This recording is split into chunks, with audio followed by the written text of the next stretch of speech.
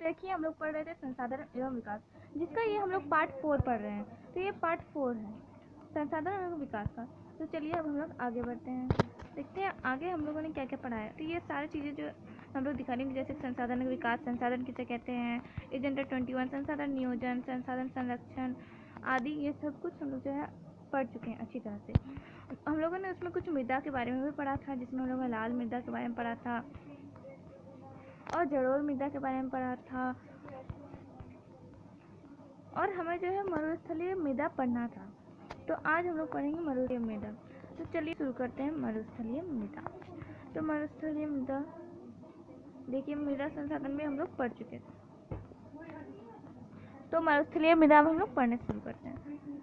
एक देखिए यहाँ हम लोगों ने ये चीज़ जो फिगर दिया हुआ है ये भी हम लोग पढ़ चुके थे। मृदा का वर्गीकरण किया गया था, जिसमें से हम लोगों ने जलोढ़ मृदा पढ़ लिया था। लाल पीली मृदा भी हम लोग पढ़ चुके थे। इस मैप के द्वारा भी हम लोग समझे थे। अगर आप लोगों ने इससे पहले की वीडियोस नहीं देखी हैं तो आप वो सब जाके देख लीजिए। तो देखिए अब हम लोग पढ़ेंगे मरुस्थलीय मृदा। तो चलिए शुरू करते हैं। तो मरुस्थलीय मृदा, ये मृदाएं कैसे होती है? तो इनका रंग होता है लाल, इनका रंग लाल रंग का होता है। और जो है ये लाल और भूरा दोनों रंग के होते हैं, सिर्फ लाल नहीं, लाल और भूरा भी होता है। ठीक है, ये जो है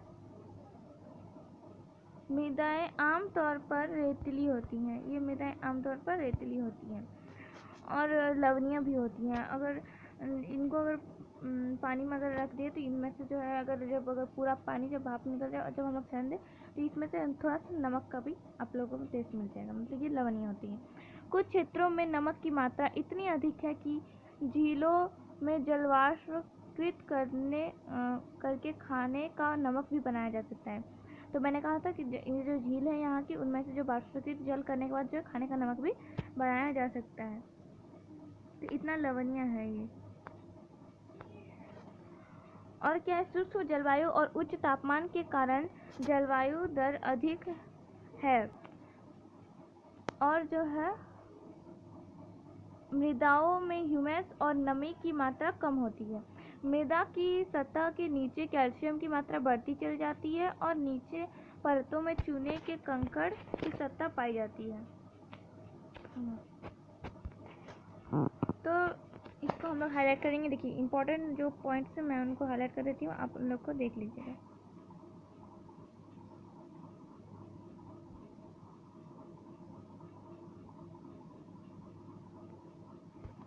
ये इतना हाईलाइट करना है। उसके बाद नीचे हमें यहाँ पे हाईलाइट करना है कि शुष्क जलवायु और उच्च तापमान के कारण जलवाष्प की दर और मृदा में ह्यूमस और नमी की मात्रा सतह के नीचे कैल्शियम की मात्रा बढ़ाती चली जाती है।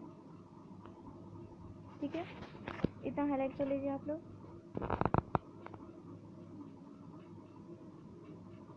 और जो है नीचे की परतों में जो है चूने के कंकड़ की सतह पाई जाती है। ठीक है, ये यहाँ देखिए ये मरुस्थलीय मृदा है। ये जो पिक्चर दिख रहा है ये पिक्चर है मरुस्थलीय मृदा। देखिए यहाँ पे लिखा हुआ है ये मरुस्थलीय मृदा पिक्चर, ये मृदा अपरदन का। यहाँ से जो है पानी बह बह के जो निकल जाता है, जिस कारण से देखिए यहाँ पे जो है मृदा में कुछ इस तरह से कटार बन गए हैं। ये है मृदा अपरदन और ये है मरुस्थलीय मृदा। ये जो मृदा है ये मरुस्थलीय मृदा है। तो आगे बढ़ते हैं। तो इसके कारण जो है अंतःस्पंदन होता है, जो है परतों में जो नीचे में जो कंकड़ की सतह पाई जाती है, इसके कारण जो है अंतःस्पंदन होता है। इस मृदा को सही तरीके से सिंचित करके कृषि योग्य बनाया जा सकता है, जैसा कि पश्चिमी राजस्थान में हो रहा है। पश्चिमी राजस्थान में क्या होता है, इस मृदा को जो है अच्छी तरह से जो है सिंचित करके कृषि योग्य बनाया जाता है। ठीक है, अब हम लोग पढ़ेंगे वन मृदा के बारे में। वन मृदा किसे कहते हैं, वन मृदा क्या है चलिए जानते हैं। तो ये आम तौर पर पहाड़ी पर्वतीय क्षेत्रों में पाई जाती है, जहाँ पर्याप्त वर्षा वन उपलब्ध हैं। तो इस चीज़ को हम लोग हाईलाइट कर देंगे। इन मृदाओं के गठन में पर्वतीय पर्यावरण के अनुसार बदलाव आता है। नदी घाटियाँ में ये मृदाएं दोमट और सिल्टदार होती है, परंतु ऊपरी ढालों पर इनका गठन मोटे कणों का होता है। हिमालय के हिमाच्छादित क्षेत्र में इन मृदाओं का बहुत अपरदन होता है और ये अधिशिलित यानी कि एसिडिक तथा ह्यूमस रहित होती हैं। नदी घाटियों के नीचे क्षेत्र जो है विशेषकर नदी सोपानों और जलोढ़ पंखों आदि में ये मृदाएं उपजाऊ होती हैं। तो इसमें क्या है कि इन मृदाओं के जो है गठन पर्वतीय पर्यावरण के अनुसार बदलाव आता जाता रहता है इसमें। तो पर्वत में किस तरह से वर्षा हो रही है वगैरह, इस चीज़ से जो है इसका पर्यावरण जो है बदलाव इसमें आता रहता है। तो नदी घाटियों में ये मृदाएं दोमट और सिल्टदार होती हैं। तो नदी घाटियों में क्या होता है, ये मृदाएं जो है नदी घाटियों में ये मृदाएं दोमट और सिल्टदार होती हैं, परंतु ऊपरी ढालों पर इनका गठन मोटे कणों का होता है।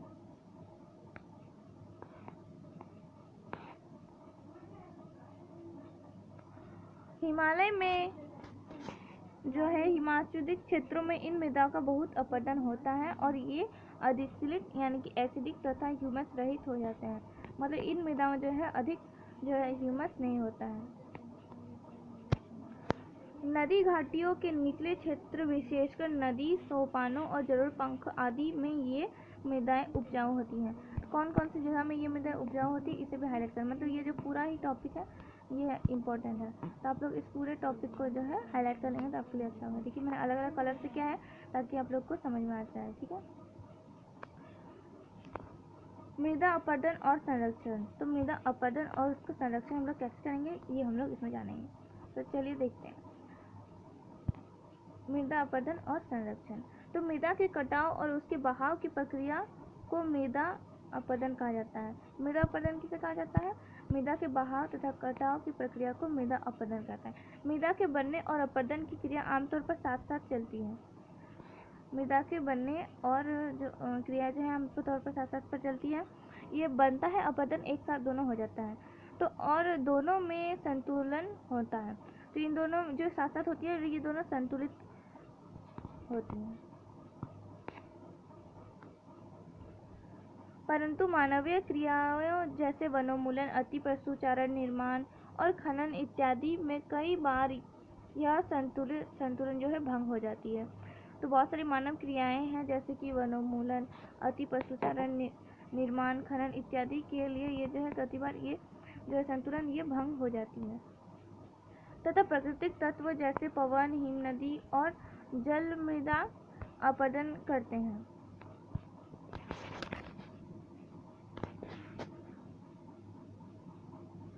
बहता जल मृत्तिकायुक्त मृदाओं को कटते हुए गहरी वाहिकाएं बनता है जिन्हें अवनलिकाएं कहती हैं। अब हमने अवनलिकाएं किसे कहते हैं? देखिए यहाँ पे लिखा है कि बहता जल मिट्टीयुक्त मृदाओं को काटते हुए गहरी वाहिकाएं बनाती हैं। जैसे यहाँ पे आप लोग को पिक्चर में दिख रहा होगा, यहाँ पे दिया हुआ है कि किसे हम लोग वाहिकाएं कहते हैं। ये है अवनालिका अपरदन। यहाँ से देखिए ये जो पानी बहता है तो कुछ मृदा को बहा के ले जाता है, तो इससे हमारे यहाँ अपरदन हो जाता है। इस अपरदन को हम लोग क्या बोलेंगे? अवनालिका अपरदन। ऐसी भूमि जोतते योग्य नहीं रहती और इनके उन्खाक्त भूमि कहते हैं। यानी कि जो है ऐसी भूमि को हम लोग जोतने योग्य नहीं रहती हैं और इसे उन्खाक्त भूमि यानी कि बेड लैंड कह सकते हैं। ओके, इस चीज़ को भी आप लोग चाहे तो अंडरलाइन कर लीजिएगा। ये भी एक इम्पॉर्टेंट पॉइंट ही है कि जो भूमि जोतने योग्य नहीं रहती है उसे हम लोग उत्खात भूमि कहते हैं। तो इसे समोच्च जुताई कहा जाता है। ढाल वाली भूमि पर सोपान बनाए जा सकते हैं। सोपान कृषि अपरदन को नियंत्रित करती है। पश्चिमी और मध्य हिमालय में सोपान अथवा सीढ़ीदार कृषि काफ़ी विकसित है। बढ़ते खेतों को पट्टियों में बांधा जाता है। फसलों के बीच घास पट्टियाँ उगाई जाती हैं। ये पवनों द्वारा जनित बल को कमजोर कर देता है। इस तरीके को पट्टी कृषि कहते हैं। तो इस चीज़ को भी आप लोग हाईलाइट कर लीजिएगा कि जो बड़े खेतों में जो पट्टियों में बांटा जाता है, फसलों के बीच जो घास पट्टियाँ उगाई जाती हैं, ये पवनों द्वारा जनित कमजोर कर देती है और इस तरीकों को पट्टी कृषि कहते हैं। तो पेड़ों को कतारों में लगाकर रक्षक मेखला बनाना भी पवनों की गति कम करता है। इस रक्षक पट्टियों का पश्चिमी भारत में रेत के टीलों के स्थानीय में महत्वपूर्ण योगदान है। तो देखिए इतना जो है हमारा, इसी तरह से ये हमारा चैप्टर खत्म हो जाता है। आगे हमारा अभ्यास कार्य दिया हुआ है, तो ये जो अभ्यास कार्य है इसे हम लोग जो है नेक्स्ट वीडियो में करेंगे।